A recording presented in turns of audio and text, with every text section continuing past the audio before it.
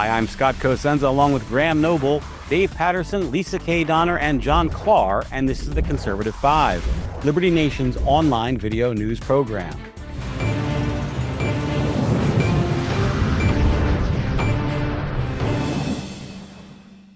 Looking to remodel your rumpus room? Book a flight for me, please. Anyone who's undertaken significant home improvements will tell you it's better to avoid being there while the sausage is being made. President Trump, amid his great big ballroom project, has taken off for Asia.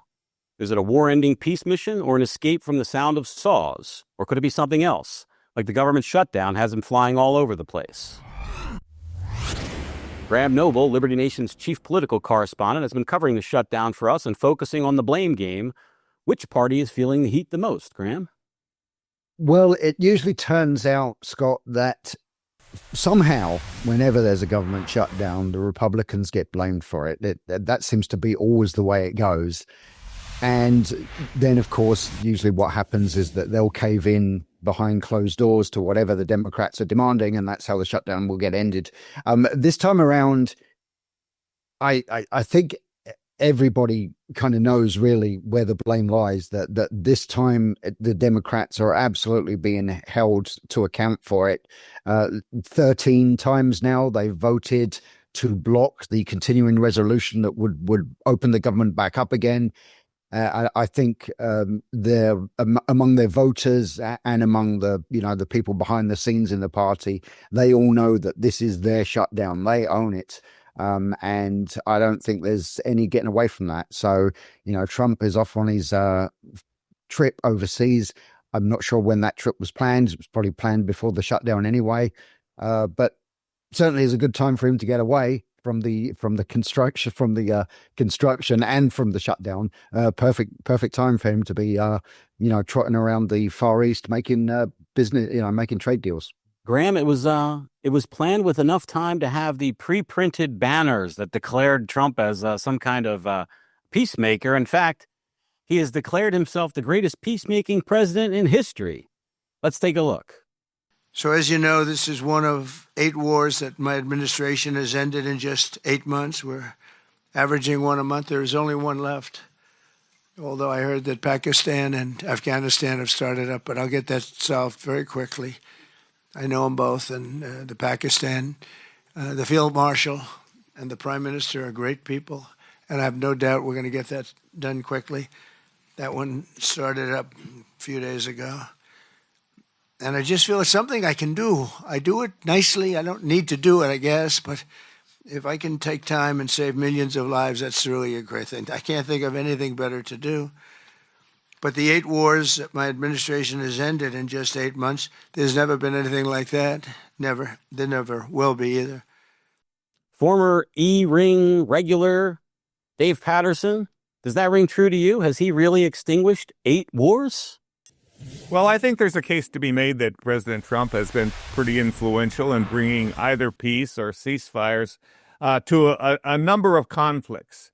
Some significant and long-lasting fights like Azerbaijan and Armenia, that's a quasi-war that's been going on for 30 years. And when you look at Thailand and Cambodia, they have been fighting over a border for nearly 70 years. And so, while in Kuala Lumpur, Trump participated in the signing of a peace agreement because both parties saw President Trump as being highly influential in bringing peace to the Thai-Cambodian border. So, but you got to give it to him. Trump has been very clever where other presidents have not even thought about this, but he's been very clever at bringing conflict nations to peace agreements when he threatens them with severe economic consequences. And, money talks. He has done that and mentioned in his talk, I can't remember if it was in the broader remarks or what we played, but about leveraging that economic threat, which I thought was certainly better than leveraging a military threat to encourage the peace. Well, he said to both Pakistan and India, if they didn't stop fighting, he was not going to do any more business with them ever. And they stopped fighting. Yeah, he uses business as his main weapon to get these people to march to his drummer, and he's been very effective at it. It's really a very smart strategy when you think of it, and you wonder why it hasn't been done before. Don't you think, John? Well, I do, but on a deeper level, this is a president who is rebuffing characterizations of being a hawk. He has however many conflicts we want to count to his credit, even in his first administration, he has bucked the often bipartisan warmongering of this country. And he pulled this out of Syria. I thought Dave might have mentioned that one. He's definitely does not fit the mold of somebody who is hawkish.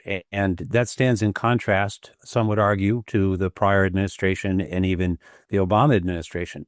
So I think he gets extra credit for trying, and that the optics are that he is a person that opposes war by hook or by crook. The fact that he can bring business interests in, and it just shows he's genuine. That's just one of the tools. But underlying it all is, I think a lot of Americans are sick of wars, and particularly military families don't want their loved ones embroiled in every conflict around the world and don't want this country to be the world's policeman.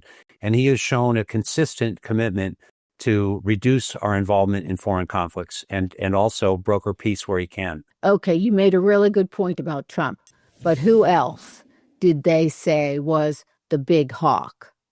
Let's connect history to this. And he turned out to bring peace. Who was that? Who can remember? What president? Richard Nixon, for one. And Ronald Reagan. He was the big hawk. Oh, yeah, right. Exactly. Right. I just needed that. We needed to acknowledge that point because they did the same thing with him. And then the Berlin Wall comes down, So we need to have a sense of history as well. Yeah, good point. Well, I think that history also includes Bush in the Iraq War, which didn't go well.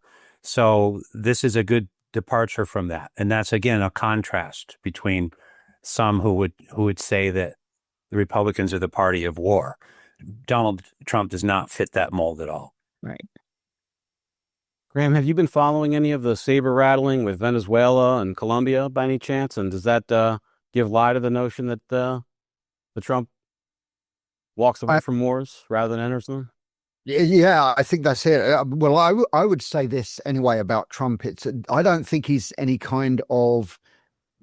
It's not that Trump is anti-war. It's that Trump is pro-trade, and he would much rather we all spend our time, the countries of the world trading with each other than fighting with each other. When wars are happening, you can't do trade, and Trump that's what he wants. He wants trade, and that's why he wants peace. I don't think it's so much that he's some kind of pacifist or particularly anti-war. And yes, Scott, you mentioned, of course, the South American countries now that we are having some friction with, Colombia and Venezuela, of course.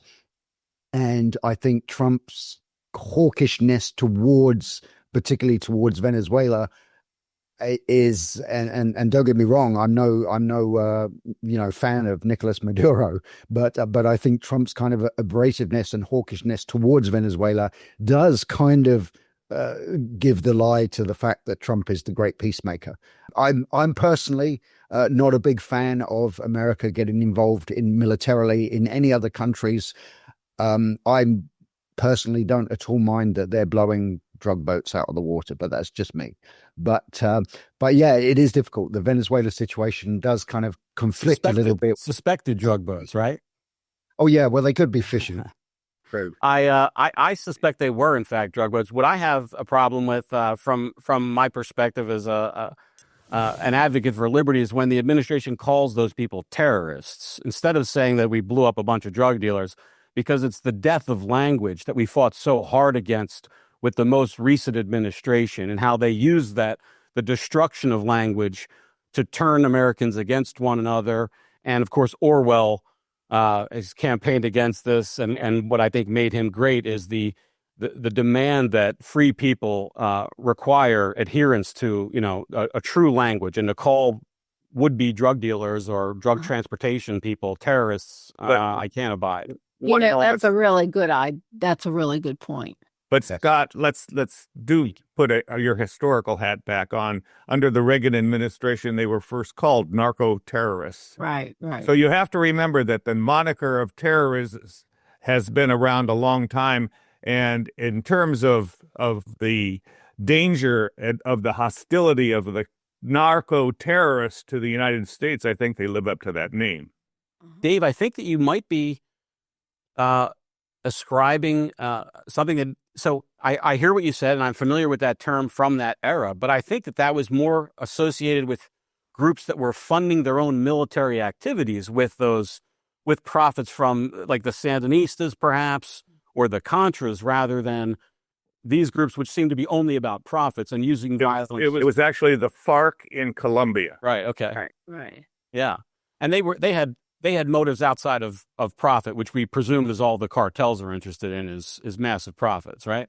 Well, when your motivation is to expand your territory at the expense of other sovereign nations, then I think you fall into the category of terrorism. There are allegations that these cartels have used their Venezuelan earnings to compromise American elections. And I don't know if that's true, but there's certainly... I don't think the people in the boat who got blown up were terrorists in any way. That I think that the average American, when they hear the United States military used bombs to kill a bunch of terrorists, 14 terrorists today is basically what they said. And then they find out later they were running, coke up from South America to LA, basically. Does that really comport with what they understand as terrorism, or is that designed to make them think something else, which is what I think it is? They just call them drug runners. Why don't they just call them drug runners? Right. I agree with that. Yeah, I was just speaking to Dave's point that sometimes perhaps, and yours, that narco-terrorists was implying a broader purpose than merely selling drugs. I think, Scott, you're suggesting that the soldier who has KP duty is not more than a KP dish and pan washer and not a soldier. I take great issue with that. No, they're terrorists and they're doing the work of terrorists. Well, we agree to disagree. This has been good. Yeah, and I'm just going to chime in and say that I'm with Scott on this one. These people are drug runners. They're the guys in the boat are mules. They're drug mules. They are simply shifting drugs from one place to another. I don't consider them to be terrorists personally. I mean, not that it puts the drug cartels are not on some kind of morally higher platform than terrorists. They're all, they're all in the same gutter as far as I'm concerned. But yeah, I don't really consider the drug cartels to be terrorists, even though it's entirely possible that they've dabbled in terrorist-like activities within their own countries for their own advantage, perhaps. But yeah, I mean, there's drug cartels and there's terrorists. All right. Well, thank you, Graham. Thank you, panel. We will stay tuned. If there's a reputation out there, don't get involved in Afghanistan, because that's a sticky wicket for any power that goes into it. The war on drugs, I think, Afghanistan has got nothing on that. So we'll see. President Reagan presided over a win over communism, but his drug war was a ringing failure. So hopefully we don't see more of that with the Trump administration.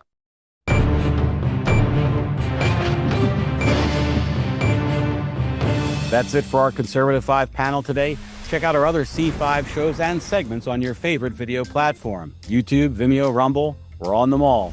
I'm your host, Scott Cosenza, sitting in for Ellen Sarah Cowgill. Thanks for joining us today for the latest news and commentary.